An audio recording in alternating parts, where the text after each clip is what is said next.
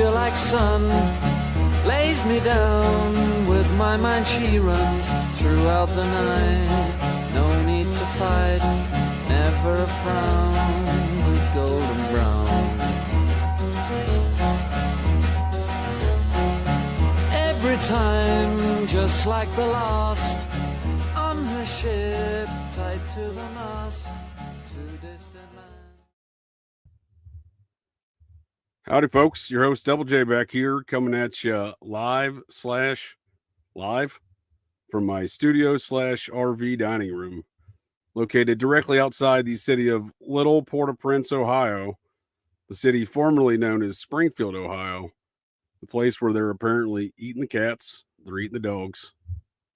Anyhow, folks, once again, Double J back here. I will be your pilot and navigator for this shenanigan-infused journey into the mind of this particular garbage can dude. And got a real barn burner on deck for you folks here tonight. Got a lot of questions surrounding these Son of Sam affairs, Westchester County cult activity in the Yonkers area there, and obviously the Process Church. And the man who's furthering some of those research of Maury Terry is joining us here back again tonight to have a further discussion and some more of those questions. John Mitchell, how you doing, sir? Welcome back. Hey, thanks for having me back. Doing well. For sure. And we've had a couple conversations here talking about some of your work, furthering the work of Maury Terry in his Ultimate Evil series and the elusive Terry files that were released. You've obviously done some furthering of that research and writings in your Substack series and your book, Before Son of Sam, The Submerged History of Yonkers Cult, which folks of the interwebs can find these links in the show notes. Well, I appreciate that. I really appreciate your time, John, in discussing a lot of these topics. What's on your mind here to start off here tonight? I know we were discussing the last conversation, some of your work, just to recap real quick, some of your work regarding Suzette Rodriguez and assisting her family and answering some of the questions in her untimely death. And that was here on your Substack. That's right. Yeah. And it's something that's ongoing. I'm still working on it. I've, in fact, just recently tried to contact a couple of news sources, and I'm hoping to hear back from them soon. But yeah, it's like the larger case. It's every so often you find somebody who's willing to share information, but it's one of those things that a lot of people just don't like to talk about. It makes people nervous, despite the passage of so many years. But yeah, I've been fortunate to get to know some of the family and to become friends with them, and doing everything that I can to help them find some answers after all this time. No, that's awesome. And folks can find that on your Substack and listen to the previous conversation we had.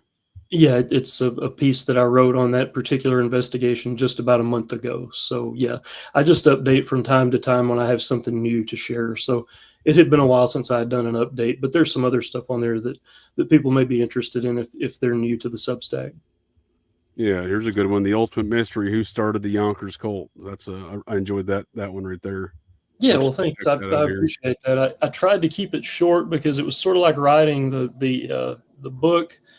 I find that people tend to take more away when I don't overwhelm them with too much information.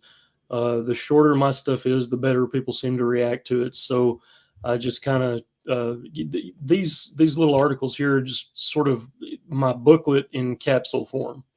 The booklet itself is not very long. That was just sort of intended as a supplement to Maury's book. But these articles are something that people could just read while they're having a sandwich or something. So yeah. Nice. Yeah, and I think, in regards to your ultimate mystery here, who started the Yonkers Cult, and P. Thomas here's brought up a good point.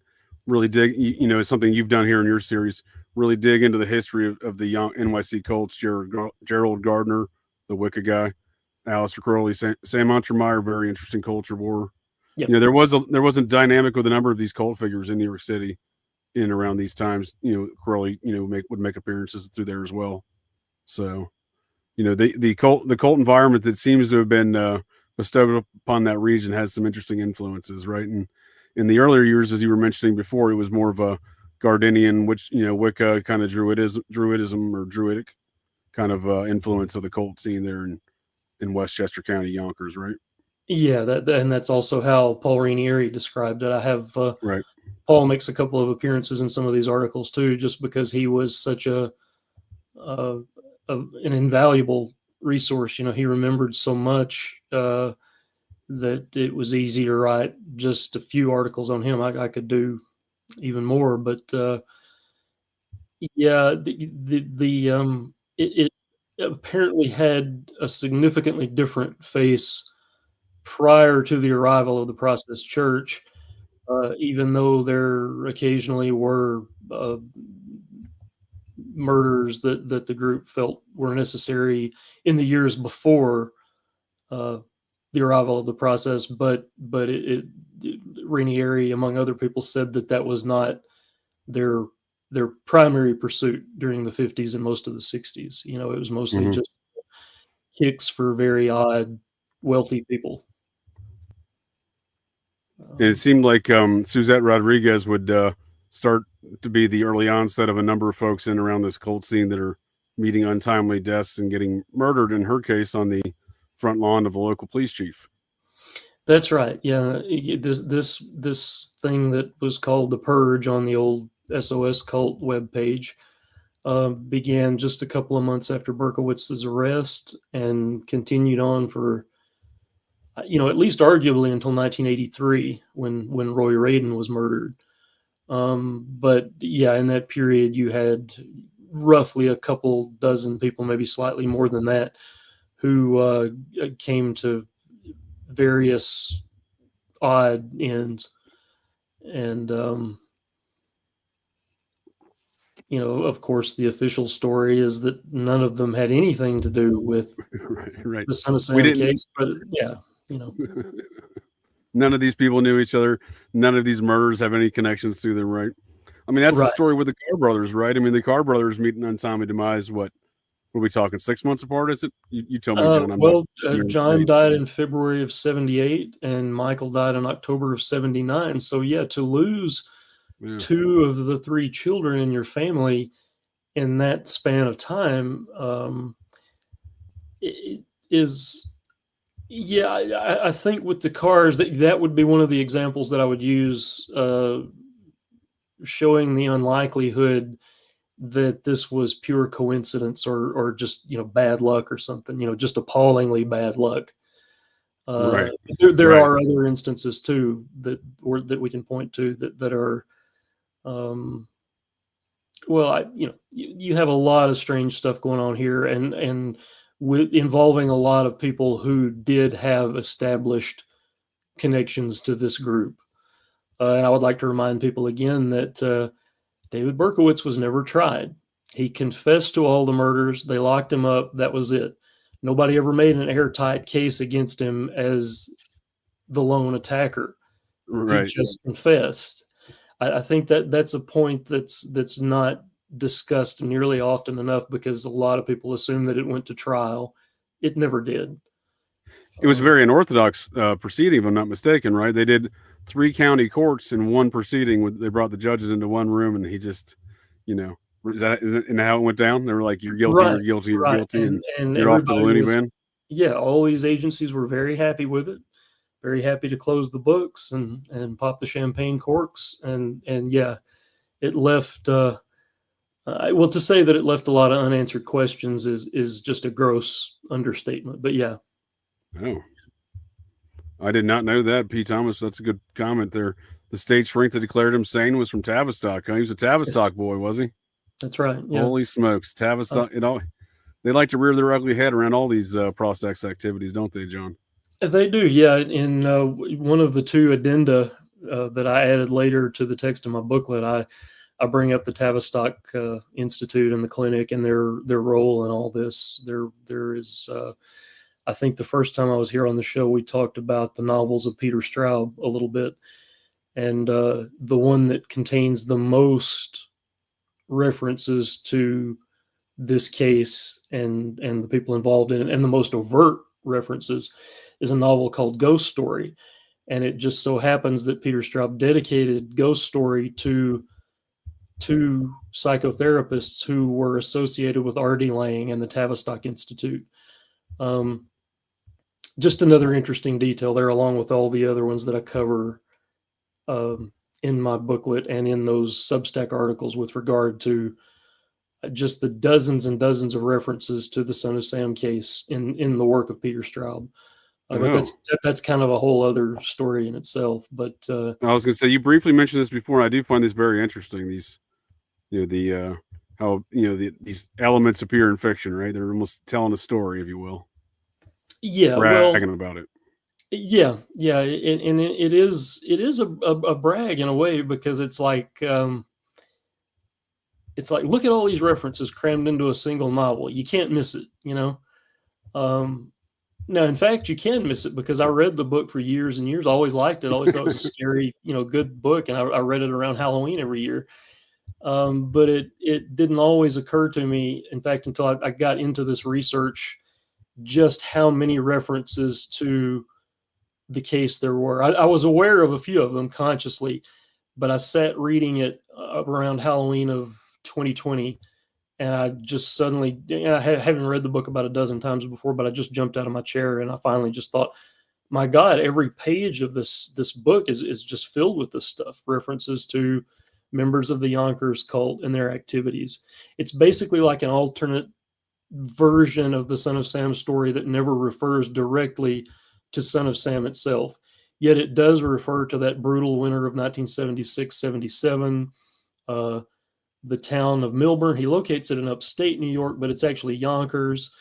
I've written about this, and people can go to the Substack, for example, and read a completely free article about it. I think it was just called references to the Yonkers Cult and the work of Peter Straub, and I just go book by book, and it just listing all the references, or all the ones that I can get into an essay length article. But Mauston Street, I thought it was a one that was so odd and unmistakable that that one warranted an illustration. So I put up that photograph there of the Mauston Street sign. But people who have read the book will understand the significance of that. I'm reading through the as you were talking there, John. I was reading through the plot line of Ghost Story. I'm definitely have to check that out. That sounds very intriguing. See, there's a site in there. They mentioned Binghamton. Yeah. Does Binghamton play a large role in that? Is that a setting in the narrative, a large setting? Straub, I believe, at one point in the novel, the little town Milburn gets snowed in, and they have to take some of the more elderly or the sicker patients up to a hospital in Binghamton. I believe that's how the story goes, if I remember correctly. And yes, believe it or not, that does directly relate back to references to real life figures from Yonkers, because they're talking about a character who in the book is named Nettie Dedham. The name of the real life figure was Denham. Straub in changed Ghost Story just one letter, right? But he did that a lot. He would change something by one letter. In a later novel, he talks about he has a character named Spichala, and he just adds another L to Spichala. But that's really spooky, because Ron Spichala was never a public figure, yet Straub somehow knew about him and used the name as a minor character in one of his later novels. So, not to overwhelm people with just this one aspect of my research, but they can learn about this in the Substack article, and it's nice. No, I like it. I like it. So, what was this? What was the Nettie name you were just saying? I'm looking through here. The character in the book is named Nettie Dedham. Nettie Dedham. The actual person she is named after, this person associated with a real life Yonkers figure, was Denham. So you have just a one letter name change. I believe Straub was trying to make it as unmistakable as he possibly could. He knew he was referring to rather obscure individuals and events, but just by sheer number, he thought that somebody eventually would catch on. I think he hoped they would. Perversely, he did. You see here at the end of the synopsis on Wikipedia, the motel room in Panama City. That's another thing that figures into the real life analysis of this, because from 1969 to 1971, John Carr was stationed at the Air Force Base in Panama City. He actually lived down there in a neighborhood called Morris Manor. Yeah, a lot of references to the Carrs and to Sue Conway and to the Yonkers Cult and Ghost Story. Here's a good process reference for you here, John. This is what I was just cracking up about when you were talking. Gregory tells them that a woman named Florence DePizer. Sounds a lot like DePire, if you ask me. Yes, very much. And there's that's kind of a double reference that I could explain later. But yeah. Helped resurrect them after their mortal deaths. Well, there you go. They're doing some weird necromancy stuff. There you go. Right, and the Gregory there is a character named Gregory Bate. He's named after Gregory Bateson, the real life anthropologist who was such a big influence on R.D. Laing's theories. So yeah. That's interesting. I'm familiar with Bateson. Yeah, he did all the what do they call that? Cybernetics? Yeah. Bateson was Straub had definitely read up on this stuff, and he understood its relation to the events that were happening in Yonkers that were actually current as he was writing the book. It wasn't published until early 1979, but he was writing it just as all this horrific stuff was still happening in Yonkers. So yeah, it's pretty well established at this point. Bateson was CIA, right? I'm comfortable saying that. I think a lot of people would say, well, gee, I don't remember the exact reference, but I was like, I'm pretty sure this is pretty well established. It's like, you say Gloria Allred CIA, like, these things were pretty well established at this point. Yeah. And I have trouble understanding at this point how anybody could deny it. They may say, well, I liked a couple of Gloria Steinem's books. Okay. Gloria Steinem, there you go. I said Gloria Allred. You're right. Thank you. Gloria Steinem. She was, and I love a lot of Peter Straub's books, but there can be little doubt, when you just look at the evidence that, it becomes hard to ignore that he had some intelligence connections, Yeah, unfortunately. Right. Well, I think that's kind of what I was getting at too here with this overall network. You always find these intersecting aspects of intelligence stuff, right? Like, and they're always shifting the culture. Whether it's Bateson and all of his stuff, or one aspect of culture, they're doing all the social engineering, or Steinem and she's doing this neo-feminism kind of aspects of social engineering, where she's like, oh, now that it's known that she's CIA, she's like, isn't that cool that I've been CIA the whole time? They're like, what? Right. Yeah. Everybody's just going to embrace, and I watched the public reaction to that, and I think a lot of people really felt, that knocked them out of their seats. That they weren't happy about it, and rightly so. Right. No, there's a lot to be said with all these social engineering and these intel folks, and it is shocking to find these elements in this ghost story book, right? And again, when you were saying that there's, they're not that shaded elements, I'm like, yeah, DePire, you're right. That's not very. That's one letter off. Right. Well, and they're, the best thing, because I've brought up the Straub thing to people before, and people say, well, he references Henry James and The Turn of the Screw and some Edgar Allan Poe and some Nathaniel Hawthorne, that kind of stuff. And I say, yes, he definitely does reference that, but he references things that are much more recent in American history that he never publicly acknowledged that he referenced. It gets specific enough that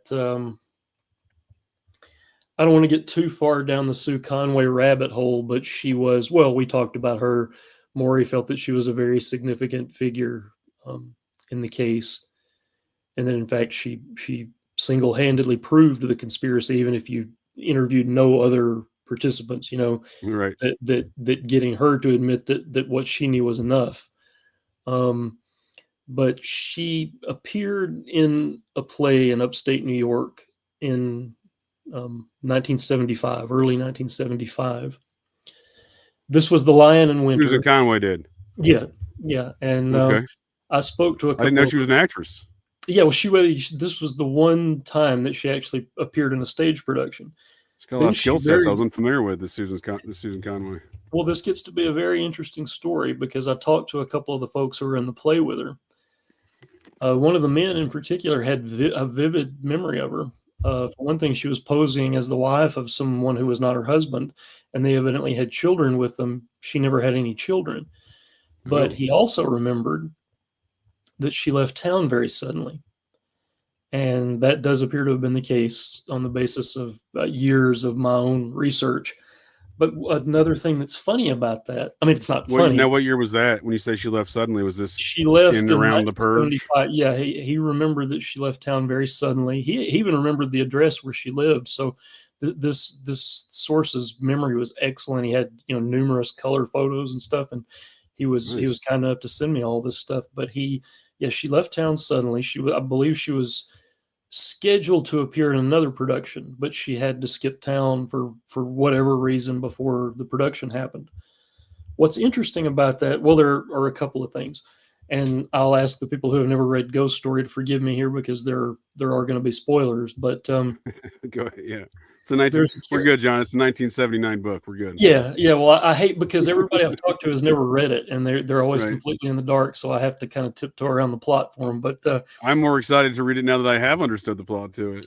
I think it will be exciting in that sense for people who have never read it before. But so in 1975 we have real life Sue Conway appearing in one stage production and then suddenly leaving town.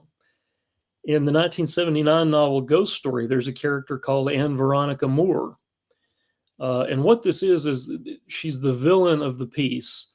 She dies or disappears over and over again, only to be reincarnated as some other person, always using the initials AM, which are just a simple reversal of Marianne, Marianne de Grimston. Sure.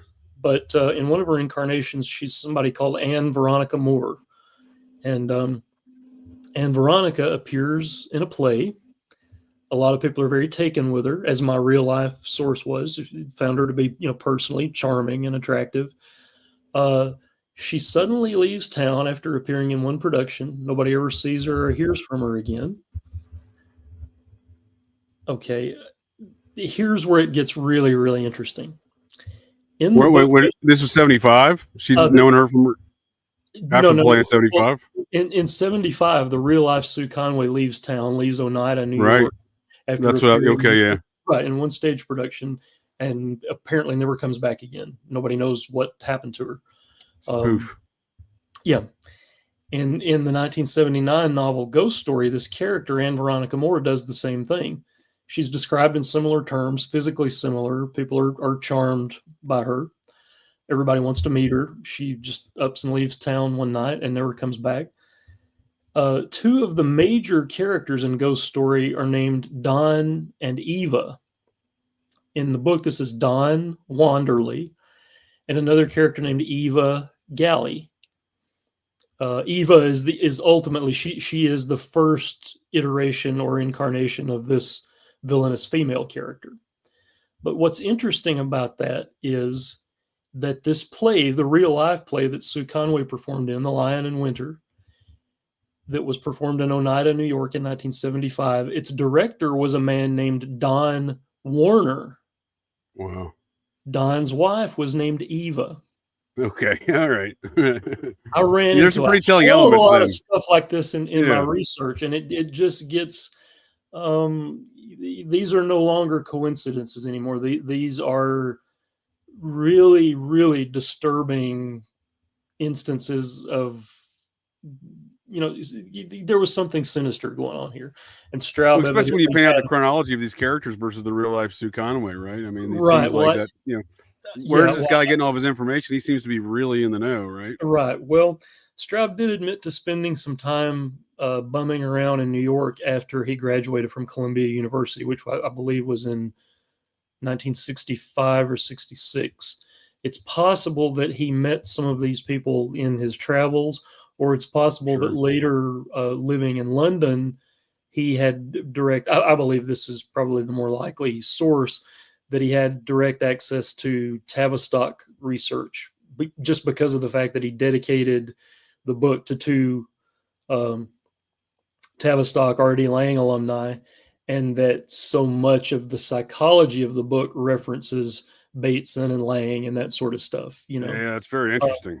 But it's That's very possible interesting. that both are true. It's possible that he may have met some people from the Yonkers cult beforehand, and then later he still made the direct Tavistock connections. I There don't you go. suppose we'll ever know, but It's the same soup. It's the yeah, same soup, John. right, It's yeah, the same yeah, soup. yeah. It's Well, wherever especially he as you went pointed on out the as well, surface. the early onset of the philosophies that created the process is from the Tavistock. Yes, yes, directly. It's the theory that Eric Trist peddled there in 1963 about social turbulence. That's exactly the doctrine that the process took up, and they even formed the same year. They weren't called the process yet, but Yeah. yeah, And they both Trist and the process invaded America at the same time.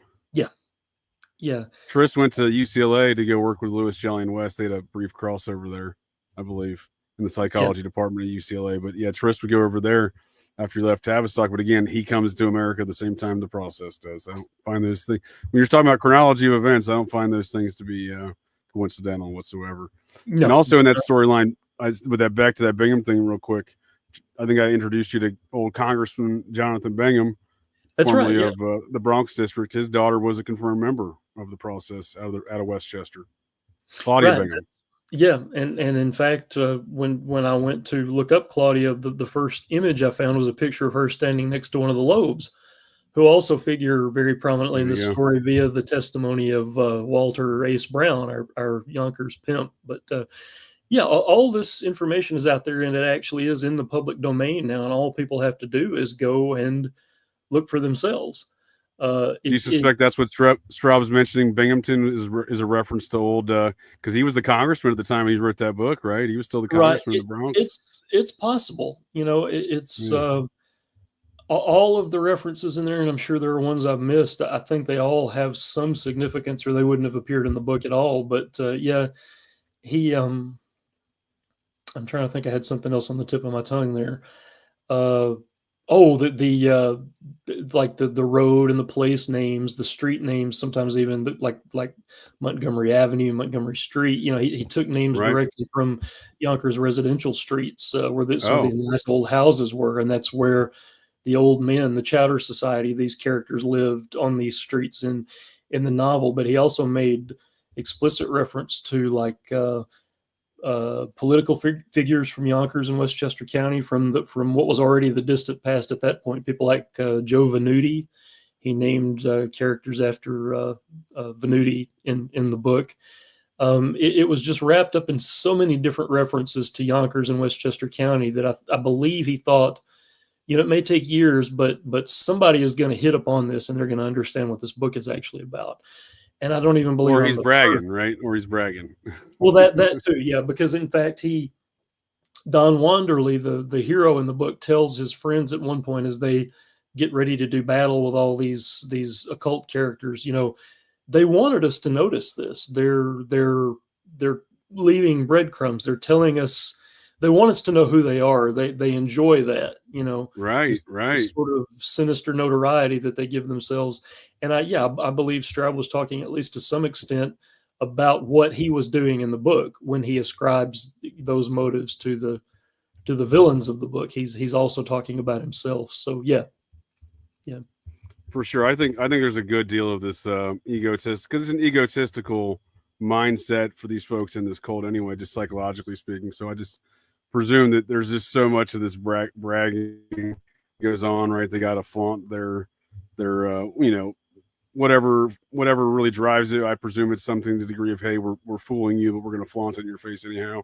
I think it is. Yeah, it's that kind of arrogant vanity. Yeah, right. Yeah, I think it basically boils down to that.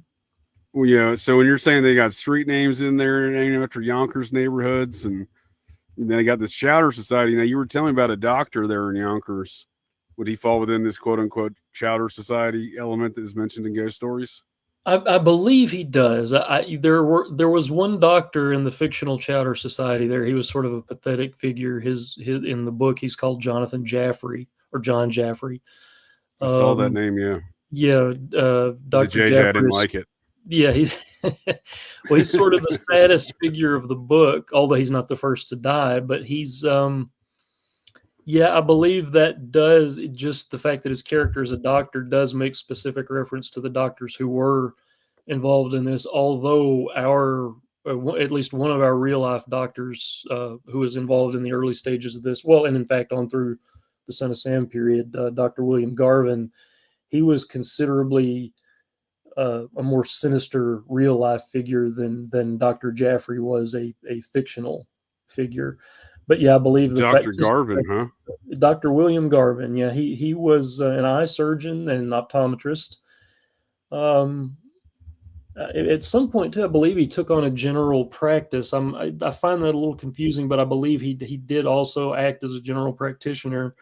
But he was on the board of St. John's Riverside Hospital at one time for a long period. That's very close to Untermeyer Park, and that's where, in fact, internists and student nurses there did hear chanting and see people, figures carrying torches through the park at night from the windows of St. John's Riverside Hospital for many years. And he was the administrator there? He was on the board there for many years, Yeah. and he later, I believe this was something Maury was working on near the end of his life, because it appears to have come very near the end for him. I believe somewhere he had notated on a piece of paper that this was something he was looking into in the year 2014, which is the year before his death. But Dr. Garvin it appears that he either had his license suspended or that he may have lost his medical license altogether, at least according to one source that Maury had, possibly because he was over-prescribing certain medications to members of the cult, which would not come as a surprise. And what year did he die? This is not the same William C. Garvin, then. Right. It's a funny thing because you do run into both Dr. Garvins when you're doing research. Yeah, Dr. William J. Garvin, I believe he died in 1989, and yeah, see, here in Yonkers. I just thought that was funny. He was living out on Long Island by that time. So yeah. He didn't die in Yonkers. He died in Long Island. Right. That's right. He died, in fact, at the same house that had been his summer residence, and that was the house whose number Berkowitz had, and when he was arrested, among other. I recall you mentioning that now. Yes, Yonkers figures and some other folks. Yeah, yeah.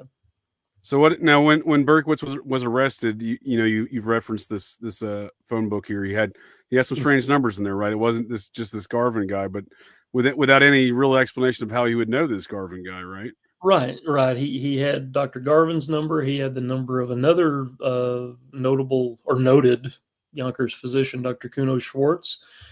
He had the numbers of, as we talked about the last time, Neil Fujita, Alfred P. King, whoever Mr. King was. I've been able to find very little substantial information on him other than the fact that he was a civil defense coordinator on East Hampton, and that he enjoyed his. We sure it wasn't Peter Straub's buddy Stephen King?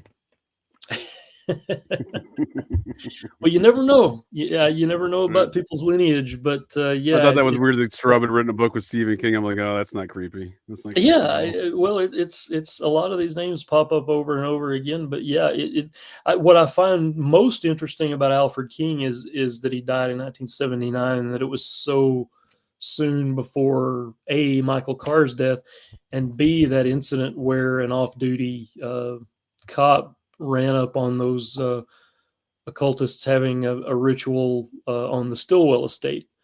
So a lot was happening in that late summer, early fall of 1979. And I still think some of the most interesting aspects of this case are the things that occurred after Berkowitz's arrest. In those next couple of years, the case actually got pretty juicy. There were some strange things going on, but yeah.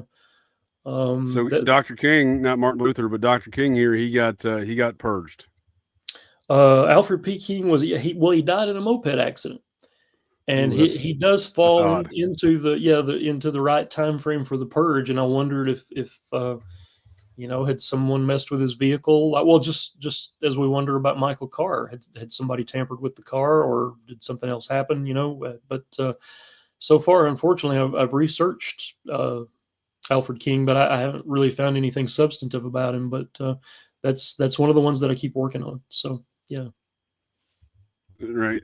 And that's interesting that we have no explanation for why he would have the number of Berkowitz would have Dr. King's number, right? Like that's right. We don't so many of these numbers. Yeah, it's a mystery why Berkowitz would have them at all.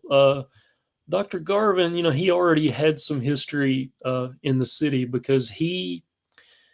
I'm going to assume here that folks have read the epilogue of the expanded edition of The Ultimate Evil that Maury published in, I don't know, 1999, 2000, somewhere around there. But Paul Ranieri talked in the epilogue about an incident where he dated it to about 1967. Maury believed that it happened earlier for a reason that will become evident shortly. But Paul Ranieri, a cult member who was initiated in 1961 and who was brought into the cult by his friend John Carr, his high school friend,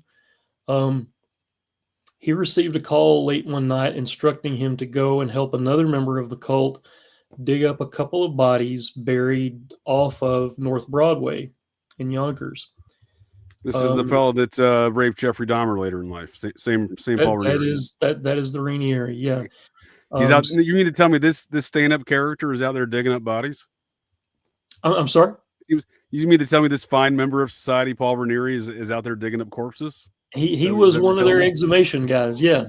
He seems like the right character to do that, right? The guy who would rape Dahmer seems like the right kind of guy to go dig up some bodies. Ranieri, he just had an incredibly his whole life was just this explosion. Just a disaster. Right. It really just one thing after another. But yeah, he was called. He said in the middle of the night to go and exhume a couple of bodies that had been buried off North Broadway. They were buried at the edge of what at the time was a wooded area that later became Patty Lane. And the woods were cleared off, at least largely, by 1964 to build some new housing development there. So that's when Maury believed that it had to happen in 1964 or no later than that, But they went and dug up the bodies, which Ranieri said were children. One of them was wrapped in an army blanket, and one of them was in a sleeping bag. And he said, from the weight, it was obvious that they were children and that they were put into a van and that the van was pushed into the Hudson River. So they don't know who was responsible for the murder of these young boys. They got the call in the Cult. They got the call like, hey, you guys got to go do this, right? Right. They were temporarily buried, evidently after a sacrificial ritual, and that neighborhood was the site of a lot of cult activity back then. Ranieri went into greater detail about that too in Maury's interviews with him.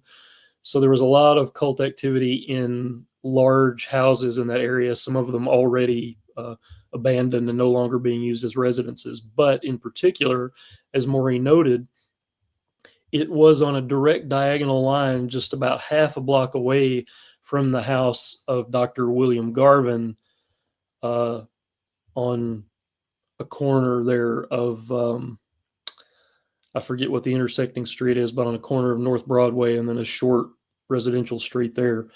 And that house was owned by Dr. Garvin, and Maury makes repeated references to that in his notes.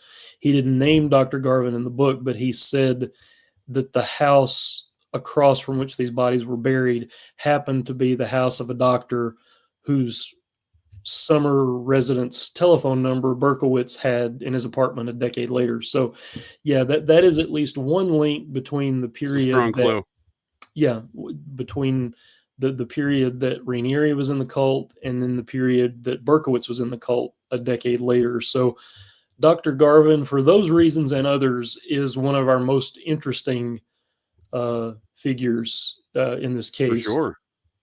And he's an important. Now, was he living? Oh, go ahead, John. I apologize. I was just saying he was an important link between the cult's activities in the 60s and then in the 70s. Big time. And for some reason, Berkowitz has got his number, so he seems like he's an important figure within the leadership of the cult, perhaps.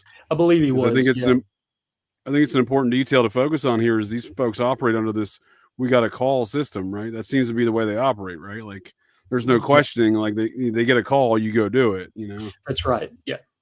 Yeah. And Berkowitz said the same thing about his activity a decade later. You know, it's like I wasn't always told why I was doing something or Right.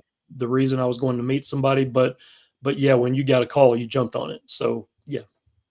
Yeah. So I could see where a circumstance of the reason why you may have that number in his book is because old boy called him and said, "Hey, you got to go do this, and then call me back and tell me it's done."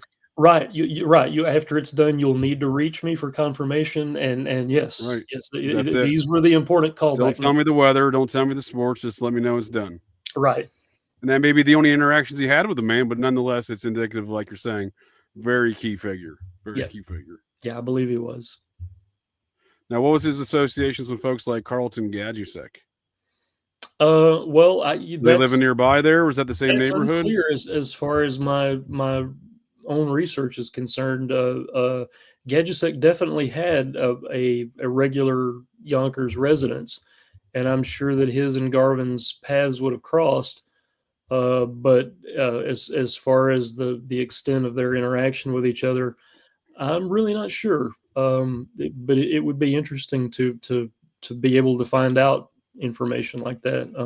Yeah, because he's connected, right? I mean, he was an identified member of the cult, right? And very connected. Very connected. He was. But yeah, we have one of my favorite details is the fact that he worked for Anthony Fauci. You know, everyone wants to, accuse Anthony Fauci of whatever, and for good reasons. So that's fine. But he seems to skirt by being, hiring Carlton Gadusek as his, one of his assistants there at NIH, there in DC. At the same time where he's smuggling all them boys in from Malaysia, right? Right, and I believe that was one of those incidents where everybody just looked the other way because it Anthony Fauci included. Very difficult for them not to know what he was interested in and what he was doing. But yeah. But he was well connected in the Yonkers scene despite living down in DC, right, for many years. He was, yeah. He Dr. Gadusek had a regular Yonkers residence, and his interest in boys would put him right up there in the upper echelon of this cult, because that really was, as Paul Ranieri and other sources said, that's mainly what it was about in those years, in the 50s and 60s. It was about wealthy men and boys. Yeah, there were some female members of the cult, but by and large, it was about homosexual relations between these wealthy doctors and attorneys and judges and whomever and these boys. Yeah. Mm-hmm. A lot of doctors. Couple dentists. Is there any dentists? We got a couple dentists in the mix. Well, it's a lot of creepy dentists out in the process scene in California. Yeah. I have a dentist that I found very early in what I consider to be the chronology of all this, and I go into this in greater detail in the book. But there were there was a doctor and a dentist who died within a couple of days of each other in Yonkers in the late summer of 1946. That's an important date because Maury always said that this figure he called the British doctor, quote unquote, who I believe to be a composite and not in fact just one individual, he made very explicit reference to the quote unquote British doctor leaving England and settling in New York in the New York area in late 1946, early 47, he said. Now, there was an English couple who fit, who answered to some of the British doctor's description, who came over in 1946, 47. The reason post World War II British invasion, is that what you're talking about here? It's a little. The gentleman came over allegedly for work, although I believe the work was probably cover in his case. Sure. But the reason Maury didn't specify just 46 or 47 is that the man came over in late 46, sailed over. His wife joined him on January 1st, 1947. That's why I believe when Maury referred to the arrival of the British doctor in late 1946, early 47, he was actually referring to the arrival of this couple, and they arrived separately one of them at the end of one year, one of them at the beginning of the next year. And I believe that these two individuals are part of the quote unquote British doctor composite. I believe Dr. Garvin was also a part of this composite because there were doctors involved. One of the other doctors that Maury was apparently very sold on, even though this doctor never practiced in Yonkers, although he did practice in neighboring Tuckahoe, was Dr. John Randall. Like Garvin, like a previous figure in our chronology, Harry Harnish, Dr. Randall was an eye physician. You find an awful lot of eye physicians who can be connected to the early stages of this case in some way. And that's why I posited 5 years ago, and I still believe that there's something to this, that they were involved in something like, it may not have been an official branch, but all of these Masonic groups, these occult groups, every one of them has a dozen different branches at least. And I believe that these physicians, in particular the eye physicians, were involved in something like a branch or an offshoot of the oculists, who are themselves an offshoot of the Freemasons. I think that's a great point you make. And I know I saw Nick, the host of the Occult Rejects, in the chat earlier. I'm not sure if he's still here, but he covers exactly that topic very frequently on his show. This thing he's tuned into, this occult understanding of the eyeball and all the biological aspects that are rooted in some sort of occult understanding in years past, before we had microscopes and modern day medical understandings. Yes, absolutely. Knowledge existed within these, like you're describing, these oculist secret societies. Yeah, that was exactly the interest of the oculists, and I found particularly in the somewhat eccentric behavior of this Dr. Harry Harnash, and my book will explain who he was and what his relevance to the overall case is. I found more or less explicit references in his behavior to the doctrine of the oculists, because he believed that it was his duty, at least with regard to his eye patients, to heal everybody that he possibly could. He literally at one point wanted to treat the eyesight and maintain the eye health of every child in the Yonkers public school system. And even after he went to prison, he offered to be the prison eye physician at Sing Sing. They turned him down because at that point he had lost his license. But he appeared to have been very serious about certain aspects of the oculist doctrine. So I felt very comfortable in calling him a probable oculist. And you find all this other stuff that happened in Yonkers later that appears to tie into this same research. So these doctors that died in 1946, one of them was Dr. Malcolm Yohannan, who had been an associate of Dr. Harnish's at one point. In fact, it was Dr. Yohannan went to jail while Dr. Harnish went to prison. Dr. Yohannan was able to maintain his practice after he got out of jail. He just did a sentence in the county jail. But the 1946 doctors, Dr. Yohannan and the dentist, Dr. Sweeney. I ask in the book if they were the doctor's suicides, because it's very probable that, Dr. Sweeney definitely took his own life. Dr. Yohannan probably did, and they died within a couple of days of each other.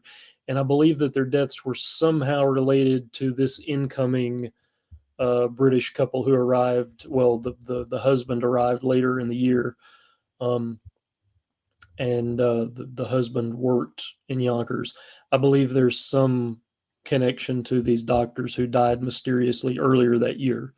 I haven't figured that all out yet, but that's where my research led me, and that's the thread that I continue to pursue.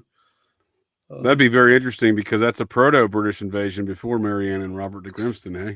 It is, yeah. I believe that there was an English link here from the beginning, and I believe also that even before the first English individuals of interest arrived in the area, I think there must already have been some sort of framework. I'm gathering that there was some sort of loose framework of doctors who performed some sort of occult activity or secret rituals. It may have just been in the guise of like a men's fraternal organization. I don't know exactly what they called it or what the rituals involved, but I'm gathering that there must have been some existing framework in Yonkers already, and that is what attracted this English couple there to begin with.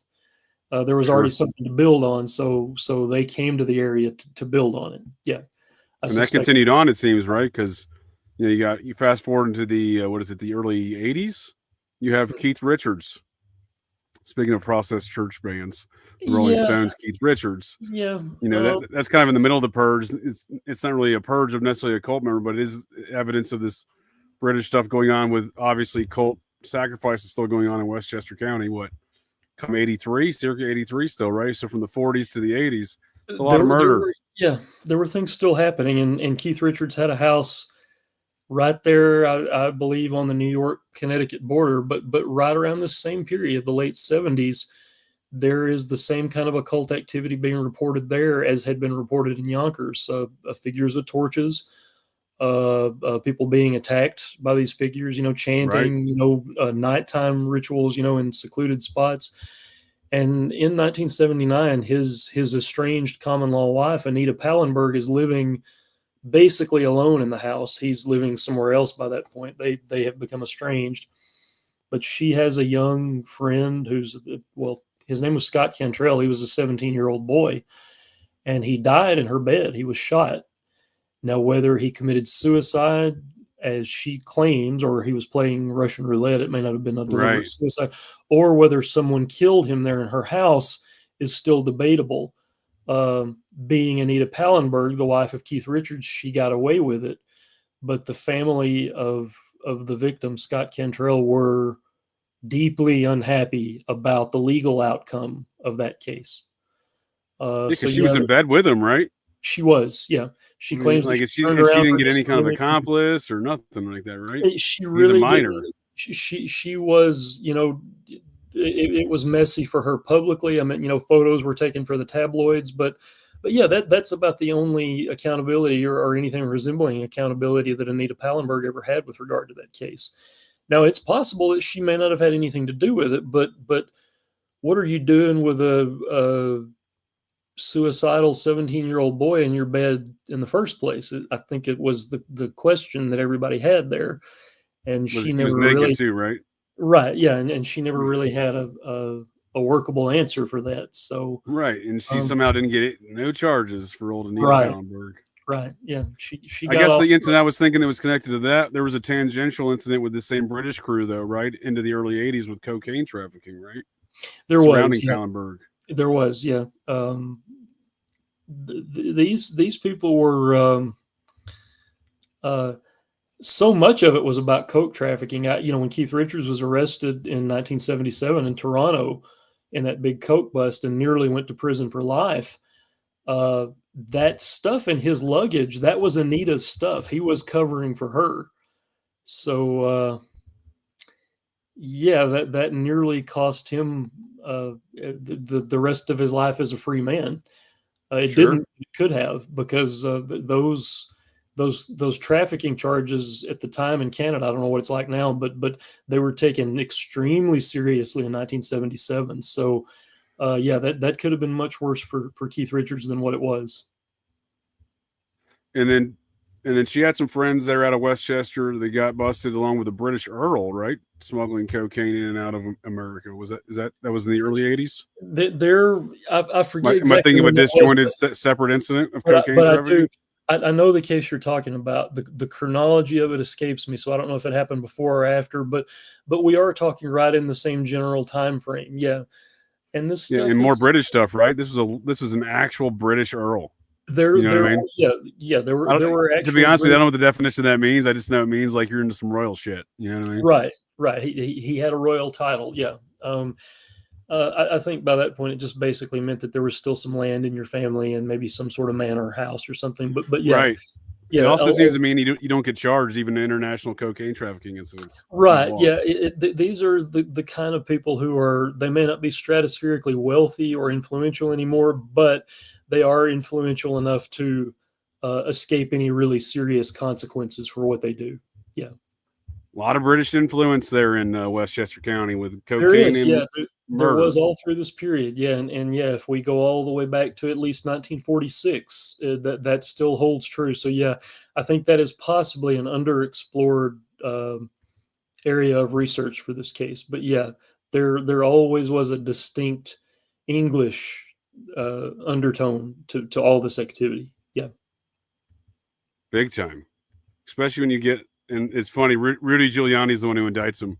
British Earl indicted as drug ring patron. A British Earl has been indicted on charges of distributing heroin and cocaine, says U.S. Attorney Rudy Giuliani.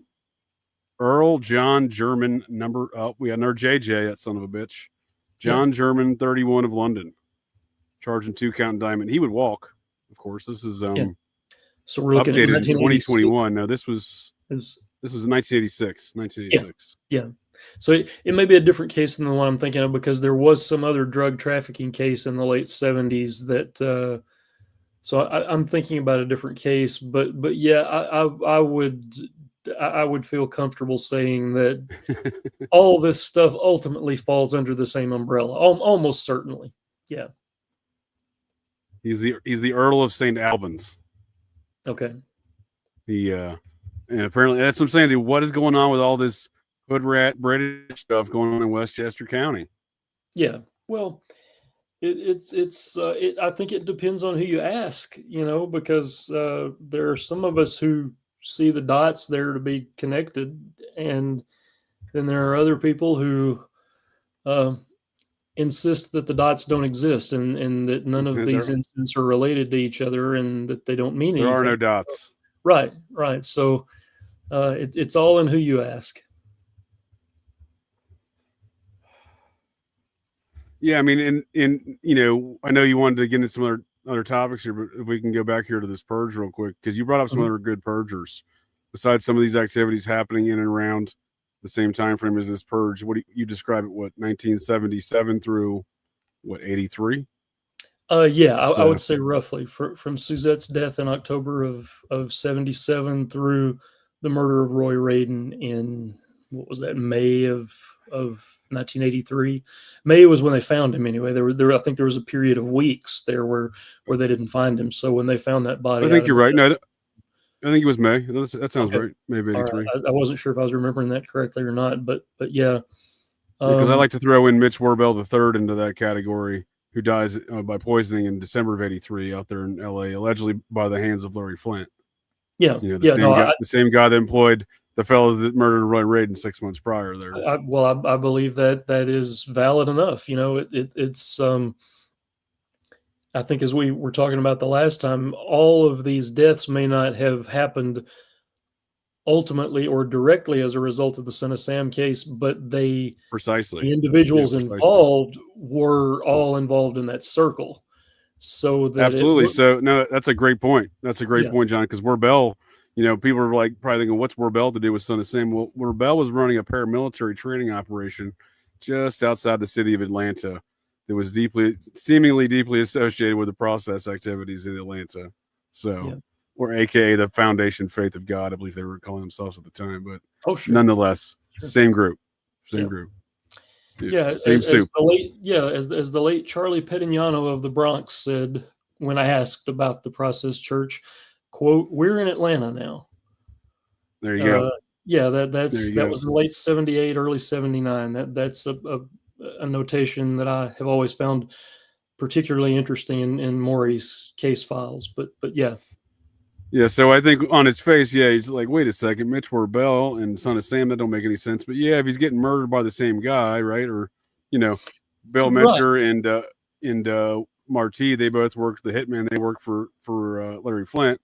Well, that's the same connection and alleged culprits in Warbell's murder just a few months, it's like I said, 6 months after Roy Radin. So kind of falls within this whole purge area. And again, it's a guy who would possibly be in the know connected down to the Atlanta operations of the process by that point in time, because this is 83. So things have evolved a little bit. Yeah. Well, I have found it interesting, and I've had this discussion with some people before, that Mincer had a small group that he always worked with. He always worked with at least one other guy, and it was just a very few guys, I guess, that he trusted. But I suspect that the sandy-haired man who was seen in the Christine Freund attack, Yep. where Mincer was supposed to have been called in, that almost certainly was one of these guys that Mincer liked to work with on a regular basis. I don't know which one, but I would say that was one of his associates rather than Mincer himself, the sandy-haired guy that was seen. Like somebody like Alex Marti, this right. South American Nazi hitman character. Right. Yeah. Because I've never personally seen a photo of Mincer with anything but dark hair. A couple of his associates I've never seen in photographs. So I'm going to guess that the sandy-haired man at the Freund attack was probably one of the guys that he worked with, doing hits on a regular basis. I think Bill Mincer is an interesting character. I think Maury Terry was onto something. You know what I mean? As far as integrating him into this, you were mentioning how Garvin is this interesting character in the Yonkers scene. I think Mincer represents a similar kind of capacity in the nationwide cult scene. Very much so, yeah. And I believe Mincer was serious about his occultism. That's another thing that I think is underplayed sometimes, because people say, well, these people weren't really into all this stuff, were they? Were they into these rituals and ceremonies? Well, some of them weren't. Some of them were just there for the drugs or the orgies or whatever. But no, some of them were very serious about the ceremonial aspect of it. And I there used to be a photograph of Bill Mincer. To your point, John, there used to be a photograph of Bill Mincer. Got my hands all dirty here from my doobie. There used to be a photograph of Bill Mincer standing over a pentagram, holding what appears to be one of Mitch Warbell's Mac 10, automatic rifles. Right? That's right. I've heard about this photo. And Mincer, he presided over at least one branch of this. What was it called? Magic Island or Magic Isle, where these. It was sort of like an adult amusement park sort of situation where people went into a facility and could play out all these like odd occult fantasies of like bondage and for sure the same kind of shit you'd expect the process to be into, right? Occultism, right, yeah. S&M, bondage, same thing you see in the Son of Sam scene, right? So yeah, and there were ritual magic, ceremonies conducted at this Magic Isle or Magic Island place too, and we know for a fact that Mincer was involved in that. So yeah, I would say he was pretty serious about the ritual aspect. Wouldn't that be wild though? I don't know what happened to that photo. Everything about Bill Mincer, John, has been deleted from the interwebs. I was just talking about Bill Mincer. Yeah, you see a couple of pictures of him after he's been in prison for years, and then you see that one mugshot of him where he's kind of holding his head up and he's got one black eye and he's wearing like an Izod shirt. But yeah, it's actually pretty hard to find traces of his existence. Yeah, and I don't believe that's accidental. No, I was just talking about him last week, and from my understanding, I could be wrong, but I noted this years ago that his brothers were the infamous bodybuilder Mincer brothers. Yeah, who died days apart of each other in Brentwood, California, in 2001. Yeah, odd family, you could say at the very least. They've deleted him from the family tree. Really? Yeah, because again, I took note of this stuff years ago, and I was revisiting it last week because I did a. Speaking of these things you were talking about with Ghost Story, John, about embedding things in works of fiction, I did an occult and esoteric review of the film Dragnet here on the 1987 comedy, cinematic masterpiece starring Dan Aykroyd and Tom Hanks. Yeah. Did that here last week in Operation GCD, where I make the comparisons to the process church activities in the 1980s, around characters such as Bill Mincer, who I claim is represented in the film by Jack O'Halloran's character, Emil Muzz, who plays a bodyguard driver for the pornographer, much like Bill Mincer in real life did for Larry Flint. That's interesting. I'm going to have to check. And the characters look identical. They look identical, yeah. John. I'll just take you in a quick. Am I thinking of the right guys? Is this Jack O'Halloran who was the mute character in Superman 2? Yes, sir. The big, non. Yeah. Nope. Yeah. Well, yep. They made him look back at that show. Oh, he looks exactly like him. They made his appearance even look more like Bill Mincer. Wow. Well, I'm bringing up a photo right now for. Yeah, well, I saw Dragnet years ago, but I'm going to have to refresh my memory. Oh, here we go. I got a picture for you. Any folks of the interwebs and yourself, John, welcome to check out the one I did last week. Going a little bit more in depth to it here, but as you can see, This would you agree? I'll yeah. bring up a picture of old Bill here, but wouldn't you agree? Absolutely. I mean, the hair in particular. I mean, it's like they styled it. I mean, it's like Ghost Story. It's like we're just going to pack so many details in here that you can't miss it. It's going to be like, hey, if anybody knows Bill Mincer, they can't fail to notice that this guy's supposed to look like him. So yeah. Right. So this movie comes out a year before the whole Cotton Club arrest, right? Because Raiden gets murdered in '83, but they don't charge Charlie Manson's friend Ira Reiner, the district attorney for Los Angeles, doesn't charge Raiden and gang until '88. That film came out in '87. So I like to joke that Bill Metzer went to the premiere. Pardon me. He went to the premiere of the film Dragnet in '87, laughing about seeing himself in the film. Just like the way Bob Evans went to the premiere, Cocaine Bob Evans, Mr. Process there in Hollywood. He would famously go to the premiere of Wag the Dog and come out of the film when folks asked him, about the film. He said, well, I looked great in the film because Dustin Hoffman's doing a parody of Bob Cocaine Evans in the film. So I like to think that Bill Metzer had a similar experience. He came out of Dragnet, like, what'd you think of the film? He goes, oh, I looked great in the film. Yeah. Yeah. And then he's arrested the next year. Mincer was. It would be interesting, and I know there are certain aspects of this that he's denied. He said, "Oh, I was never at this place at this point in time, or whatever." But right. But I think nonetheless, don't even know each other. Oh yeah, yeah. I think it would still be interesting to talk to him about. I think the question I would pose is, you obviously were like, fairly high up the ladder here, but ultimately, you were expendable. Who wasn't expendable? Can you talk to me about? You don't even have to name them, but just tell me about some of the people who were not expendable. And not expecting like a substantive answer or anything, but if I ever met him, I don't think I would be able to resist asking that question. Right. And because he was in deep with folks that were in deep, so no one really talks about it, but him and Cocaine Bob's co-conspirator here in the murder of Roy Raiden, Miss Lainey Jacobs, as they call her, is actually Karen Greenberger.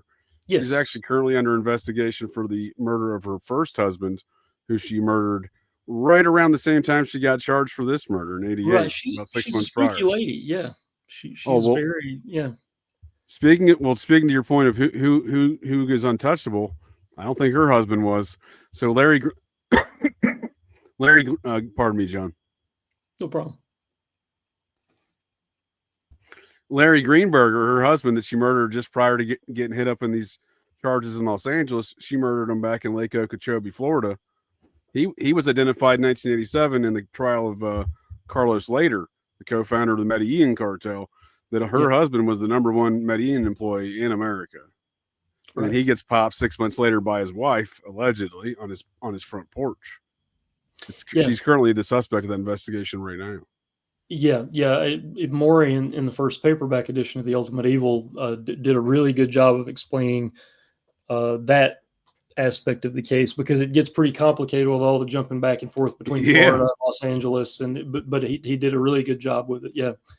But it's an important detail, right? I mean, that's the Medellin cartel. That was the wife of the #1 dude like everyone knows George Young from the Processing and Johnny Depp's film Blow.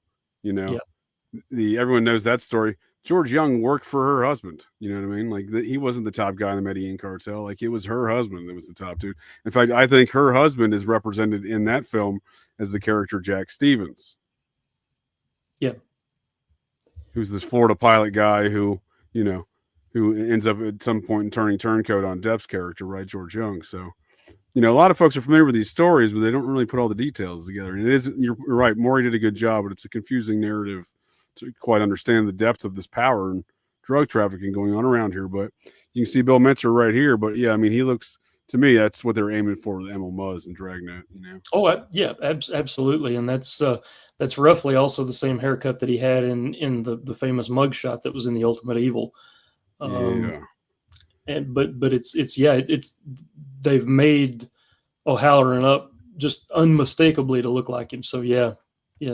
Yeah, and when you see things like this, when you learn, it's like reading Ghost Story. When you read it or you watch a film with a fresh eye, you suddenly start to notice a lot of other stuff too that may have seemed For sure. insignificant or random before.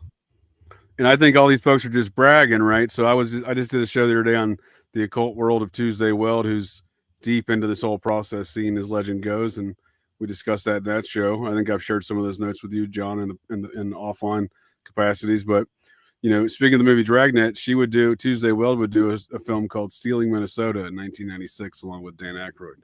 So I just view it as all these people are just bragging about this shit, I would say, yeah, I would say, even though I'm not quite familiar enough with his whole body of work to say the same about Steve Martin, I believe probably somewhere in his work there is some reference to Andrew Crispo, who was his art dealer. Say what? Steve Martin's art dealer was Andrew Crispo. I did not know that. Yeah, yeah. So I would imagine that everybody who knew Andrew in any capacity must have known that he was involved in some pretty weird shit, and I would imagine that would include Steve Martin. So someday I'll run up on some reference somewhere in Steve Martin's work, whether it's written or music or some of the films or whatever. There's going to be some oblique reference at least to Crispo. Yeah, I'm running through my Rolodex of Steve Martin films right now. Nothing's jumping off to me, but he is kind of an oddball character. So Crispo, though, he's a very important character. He walks on a murder, and Josh Siemens, in his new revision of The Ultimate Evil, not the Maury Terry edition, the Josh Siemens edition, felt it necessary to remove the entire chapter. Yeah, totally deleted the references to Crispo, which is much like the existence of Bill Metzer on the interwebs and from his family tree. Yeah. Andrew Crispo chapter went the way of Houdini. Poof. Yeah, it is interesting, and I think when we get into that whole category of untouchable individuals in this, we're talking about people like Crispo, like Jim Donovan. There would be very few. There probably were some who thought that they were not approachable. People like Roy Radin, who learned the hard way that they were. Right. But yeah, right. He thought he was untouchable. Yeah. Crispo, Roy Radin for sure, right? He thought he was untouchable, right? Right. Yeah. It's he was almost there. I think he almost was in that strata, but he just missed becoming a part of it, and maybe he got a little too aggressive in the dealings with the people that he had to deal with to make it to that point that. They said, forget it. We don't need this guy. So, but that was the world that he was trying to break into was that world of the untouchables, and he just didn't quite make it. But yeah. I was joking around with you yesterday in regards, speaking back to the Purge. I was joking around about this picture the other day, and I sent this to you as well. Claiming that there's an element of the Son of Sam community that thinks Donald Trump's a suspect because of I think I showed a different sketch. I was corrected. It's this sketch that folks think, but nonetheless, this sketch is supposedly Patrick O'Shag Hennessy, right? He's an interesting character, right? Well, he kind of got purged. He may have got purged, right? Yeah, well, the resemblance is definitely there. It's probably coincidental in that particular case, but it is. Right. He is allegedly. To be fair, though, he did. I mean, not to interject real quick there, John, but not to be lobbing things towards Trump. There's no evidence Trump's part of this cult, but I'm saying he did know Roy Cohn, and that picture does creep me out. The old 52nd birthday of Roy's at Studio 54. Oh, he's God, he's got young Donnie there in kind of a drag, looking like in tow right there next to him. Yeah, and I would say, creepy. Yeah, Cohn is another one of those people who I would say that if you knew him, you knew he was into some weird stuff. It's kind of like Crispo, I think Crispo was probably the only person so weird that he was capable of disturbing Roy Cohn, but he apparently did disturb him to the point that Cohn lost his phone number, So, but yeah, they were both pretty weird guys in their own regard. So, I think this was 1979. Yeah, well, that's I guess that probably would have been the closing months of Studio Studio 54, 54. Yep. but yeah, Cohn was often there, and he he was into some strange stuff, to put it charitably. Oh, the birthday. There's an article about that. This party, Roy's 52nd birthday party at Studio 54. It's a who's who of mobsters and politicians. Yeah, yeah. Well, he defended an awful lot of mobsters, so yeah. So Trump had just hired him as his attorney months prior. What this photograph is about, I got some questions, but is he a shooter in the Son of Sam? There's no such evidence. Is he in the creepy shit with Roy Cohn? Well, it certainly appears so. Yeah, I think anybody that was in Roy's world would at least be aware that there were some pretty strange things going on there. But yeah, Patrick O'Shaughnessy, he allegedly was one of the people who was present at the Lamino DeMasi shooting, and you know, he was supposedly aware in real time, as some of these other folks were, that the Yonkers cult were responsible for the Son of Sam attacks. And who was he? He was a childhood police cadet with Berkowitz and a Yonkers PD member, right? O'Shaughnessy was. I don't know what his earlier association with Berkowitz was, but he was an officer with YPD, yes, and he at some point after Maury started writing articles about the cult, he left the police department, and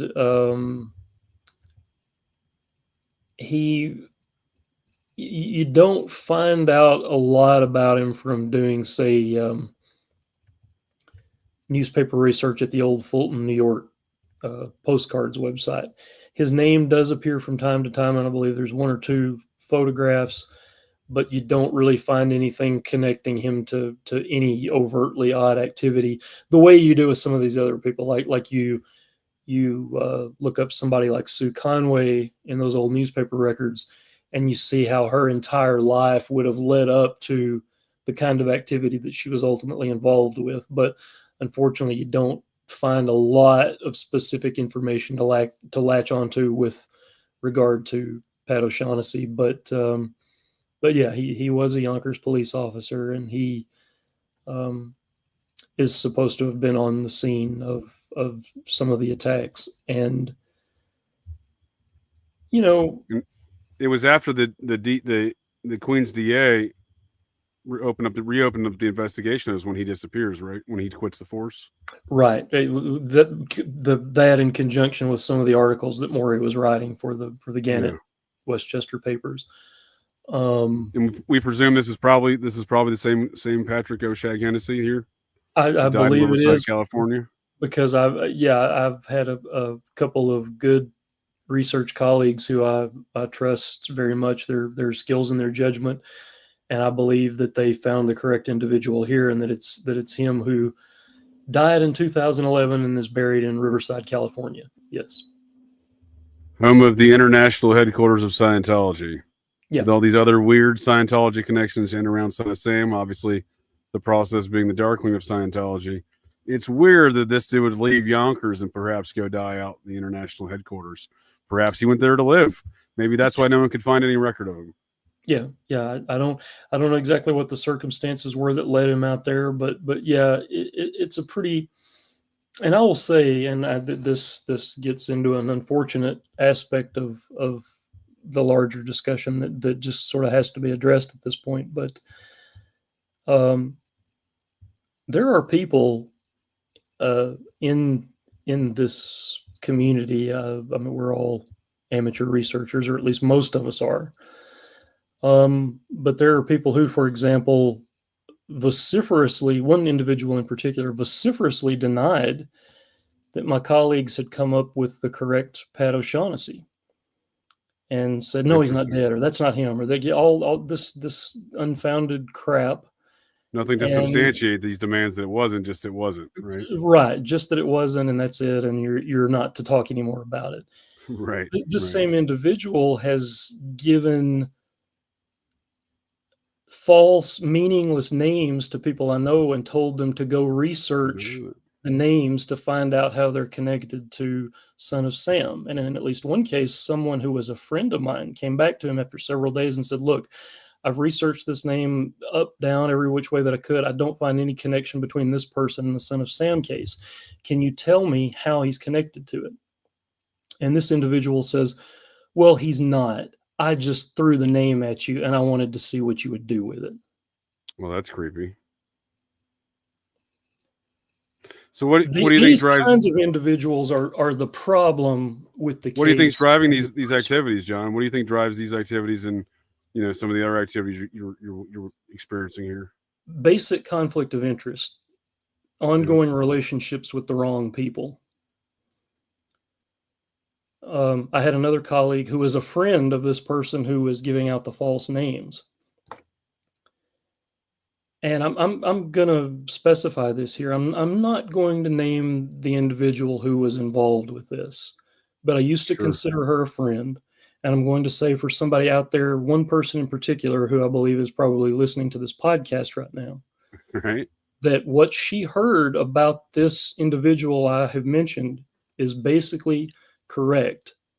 Because what happens is this ex-research colleague of mine, somebody that used to work with me and the other person that I just mentioned, the man who was giving out the false Voldemort, names. Those who will not be named. I think that's what they called him in Harry Potter, right? Voldemort. Right. Well, and him at one time, but right. I'm just being a smart ass, John. Please go continue. Sure. No. Well, the female member of our team at that point, there were just a few of us.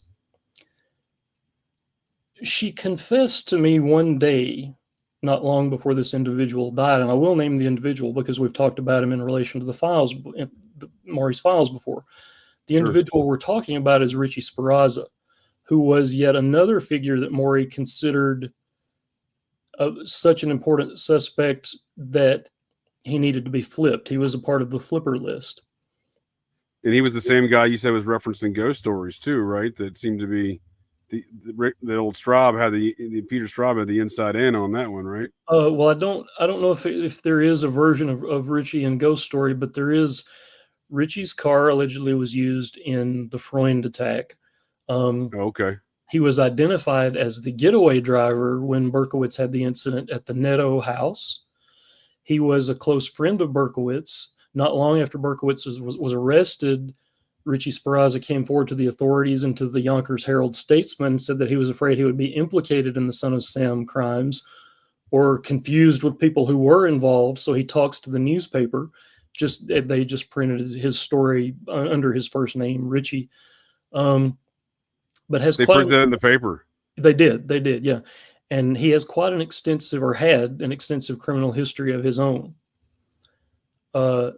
David Berkowitz said that Richie was at the Son of Sam planning meeting in the spring of 1976. He has also been implicated in some other attacks related to the Son of Sam case. Speranza didn't die until March of 2021. Oh. What my former colleague confessed to me and some of our other colleagues, and I'm sure I probably was the last to know, was that she was close friends with Richie Speranza's daughter. Creepy. And she says, Richie is still alive. He's up and around and he's ambulatory. And, there was some discussion behind the scenes a little bit about like what, should somebody approach him? Should somebody ask him about the case? Because it seemed to me that, we already knew, we didn't have the files yet, but we knew he was a key figure in this. And, gee, wouldn't it be interesting if somebody could at least try to ask him about the case? Well, he dies about 3 weeks after I hear that. And my former colleague goes to Richie Speranza's wake with her husband at the time. These are the sorts of people that I was working with at the time, trying to work with. Unbeknownst to you, they had some who were actively discouraging my research, right, while doing stuff like this. This has never been discussed publicly, or if it has, very, very little. And I'm talking about it now because I'm sick of all the attacks. I'm sick of the backbiting and the insults and the bullshit. So we're talking about some of this now.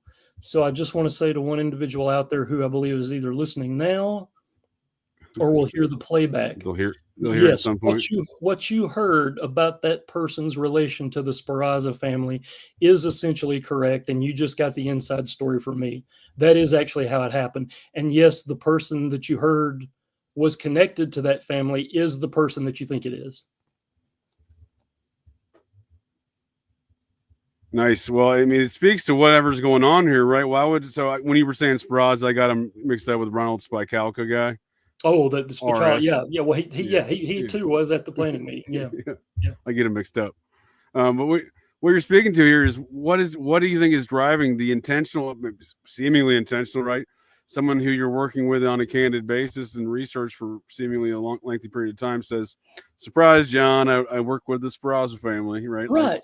What is that about? I'm what is that about? Yeah. Well, I think ultimately what it's about is people who have become interested in the case for perhaps the wrong reasons.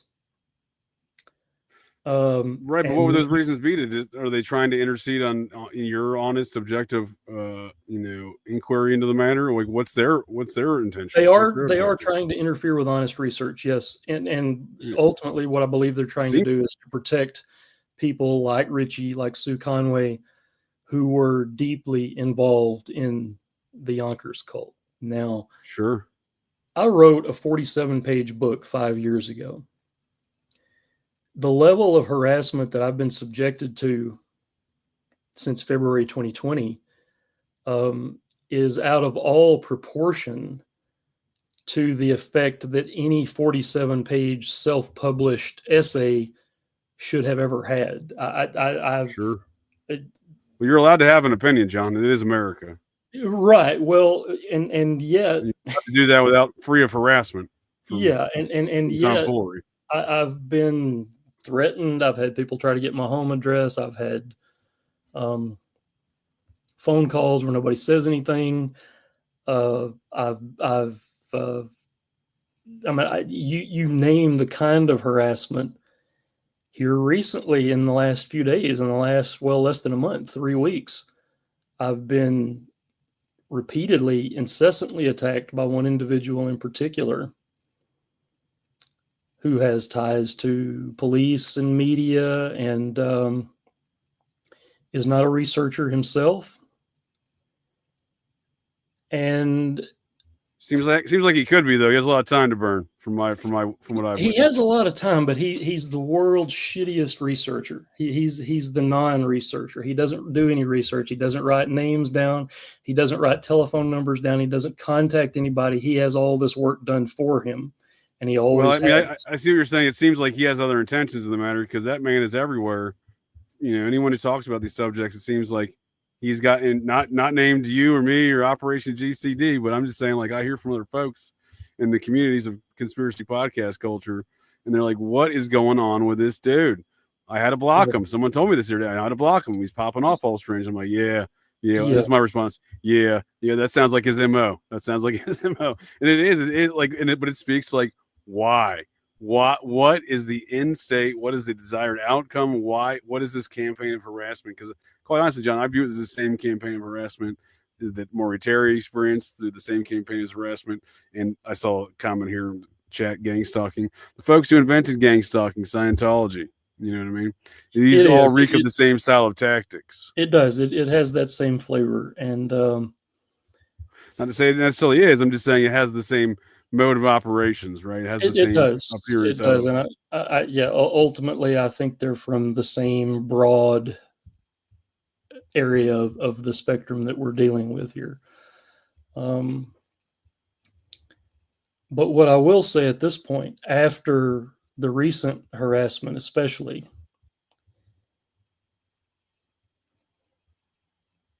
is that they're going to have a fight on their hands. And it's going to become very public. It's going to become very ugly. And I would advise them at this point. I would advise the gardener, and I would advise the New York City Police Commissioner, and anybody else who's lurking behind that particular curtain to stand down. I would sit down and I would shut the fuck up because it's about to get ugly. That's as Not physically plain as though, I right? can make it. Not physically ugly. We're talking. You're considering legal actions based upon the harassment you sustained, Legal correct? action and media action, as I've There already you go. informed all of them repeatedly. There you go. It's going to become very ugly in the sense that people are going to read about it online. They may even see it on TV. But at this point, I would really advise them to stand down. Well, it's certainly your right as an American, John. If you get harassed, which you clearly have been, I mean, it's your right as an American to take action as you see fit, legal, and as you point out, media. Because at the end of the day, these folks do operate in the dark, right? They're doing these things because no one really understands that the harassment that they do to folks like yourself who, for what purpose? Like you said, you published a pamphlet, 47-page pamphlet 5 years ago. To what ends would that solicit this kind of harassment campaign? Well, right, but and we all know what it is because it's Right. about this particular case. And I have advised, but something far deeper than what it's described as, right? You know what I mean? Right. Something really dark going on here of this campaign of harassment continues. Right. Well, if they weren't feeling threatened, then they wouldn't behave like this so routinely. For sure. But for sure. I don't, and with particular reference to videos that have been made about me attacking me by name and insulting me in the last couple of days, I've made it clear to all of these individuals that I don't watch desperate clickbait videos. But my understanding is that a character named Billy the Artist had a special message for me. I don't know what that special message was, but what I would say to Billy at this point is you don't know me. My narrative has nothing to do with you. And whenever you're feeling adventurous, you and I'll get together, okay? Because I'll have something for you too, and it won't be dope money, motherfucker. Let's not do that. Let's not do that, John. Let's leave it as, if you got to take up some legal, again, establish your legal right as an American to not be harassed, then that's what you got to do. But let's not lobby anything other than that, if you will. I understand your frustrations, though, sir. I won't get any more specific than that. But here's the thing: is they need to understand how serious I am at this point. That's what they need to understand. I think I agree. I think you've made your point there, sir. Yes, I think what you're saying speaks to the fact that why is somebody named Billy the Artist invoking some sort of activities? What does he have to do with you? You know what I mean? Like, why are you not allowed to talk about the statements this guy made on video camera? The reason these aren't statements, right? Well, the reason he was dredged up by the gardener is because you and I did a show about the Suzette Rodriguez murder 3 weeks ago.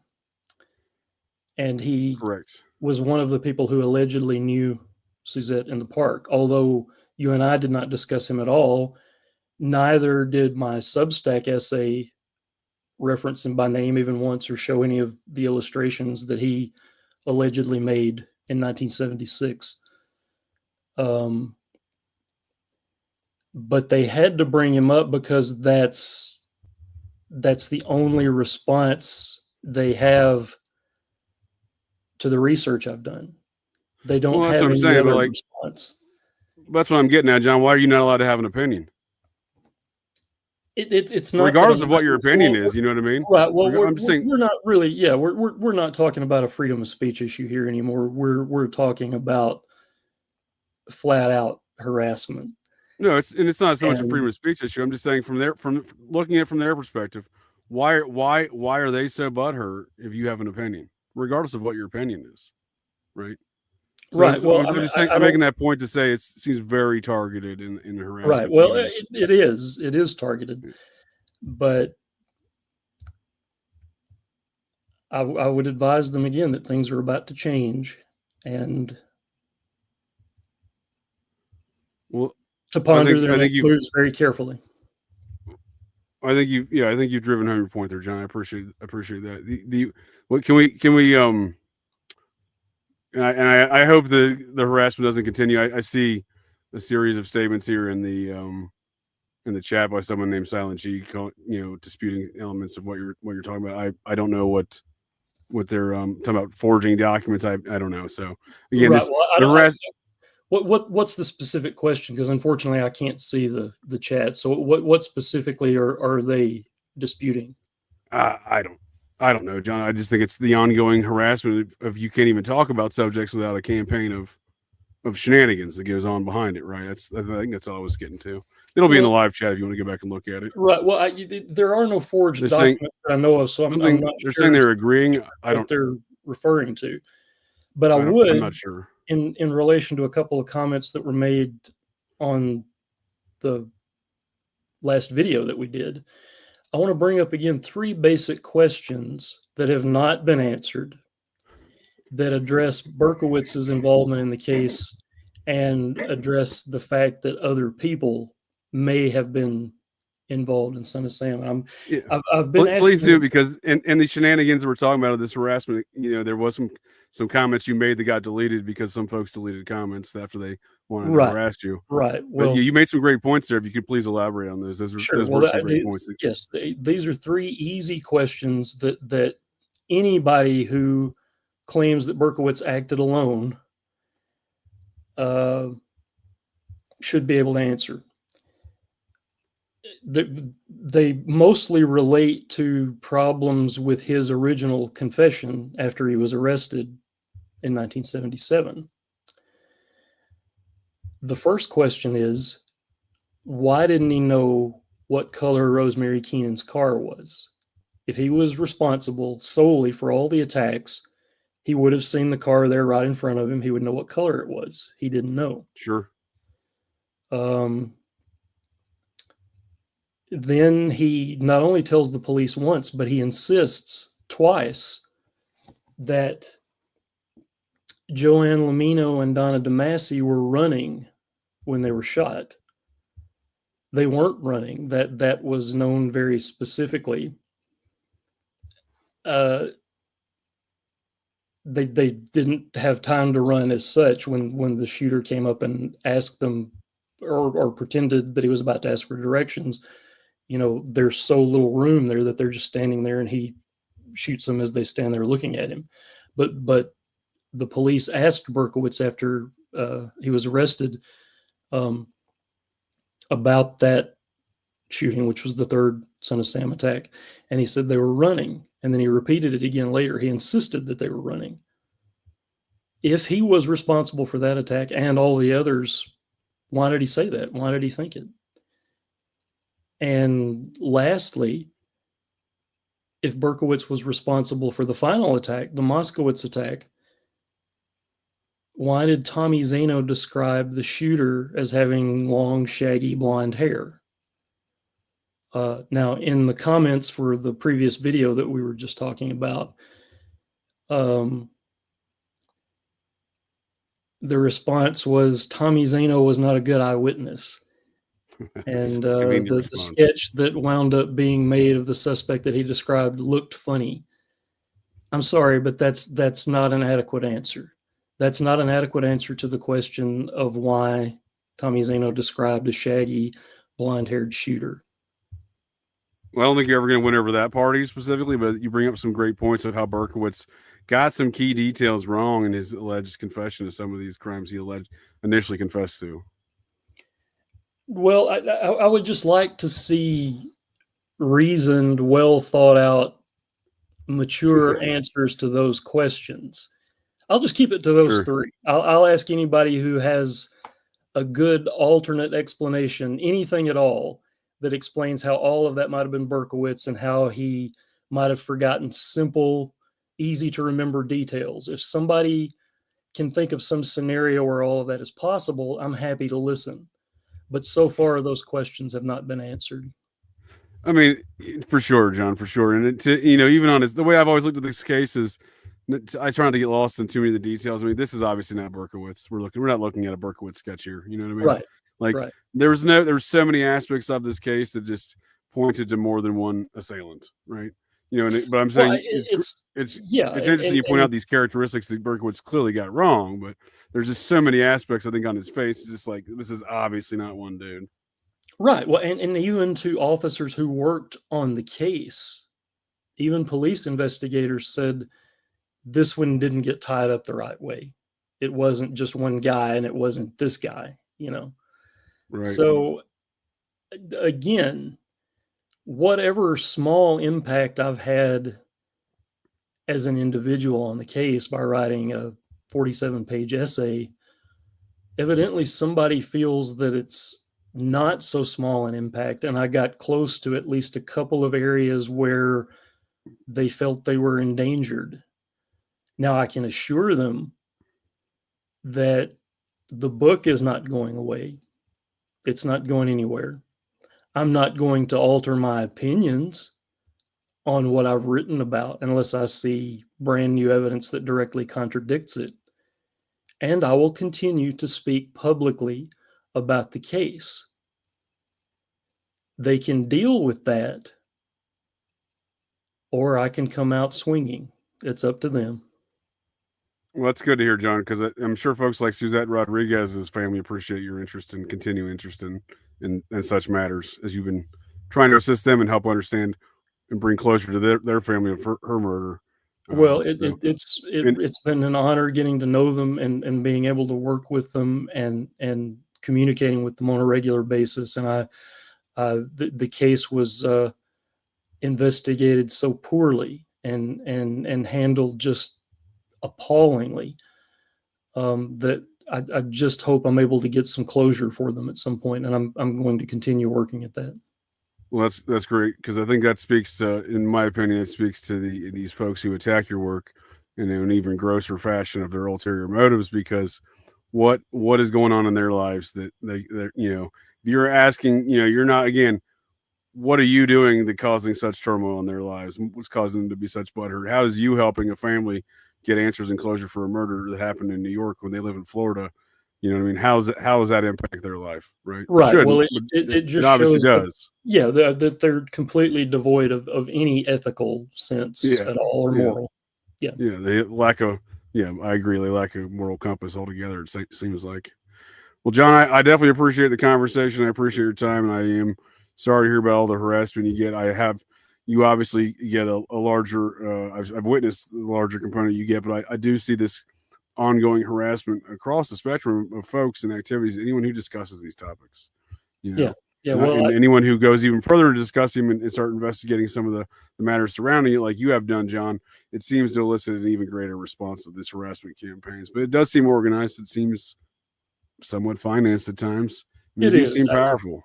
It is. It's like we were talking about earlier. I don't think it's the A team. It's definitely the B team, because they don't have people. They never have like quite enough, verbal facility or wit to keep up. But they do try. So it is organized on some level. Yeah, for sure. I think the folks of the interwebs enjoyed the conversation. Do you have any closing thoughts for us here, John? No, I appreciate it, and thank you for bearing with me there. It's rare that I will get upset to that extent, but I just wanted to make my position clear, and thank you for bearing with me through it. And sure. Always enjoy talking about the case, and I'll keep working on it. And I would direct people to the Substack, and just they can go read that for free whenever they want. Nice. And definitely enjoy having you back here again to unpack some more of these ideas and stuff surrounding these activities. Again, when we see all this stuff evaporating before our eyes, be it information about, Patrick O'Shag Hennessy, or, his whereabouts in life, or Bill Mitzer, who's gone just the way of Houdini, went poof. He's just disappeared. Most information about that guy. So I think these conversations are important. I certainly would appreciate another one in the future, John. I appreciate your time tonight, and appreciate the folks of the interwebs for joining us. Absolutely. Glad to do it. Thank you for having me. Well, that's it.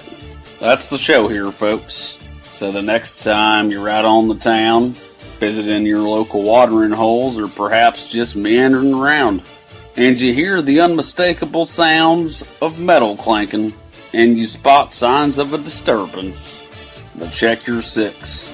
Look in that garbage can, 'cause you never can tell. The GCDs may be loose in your town.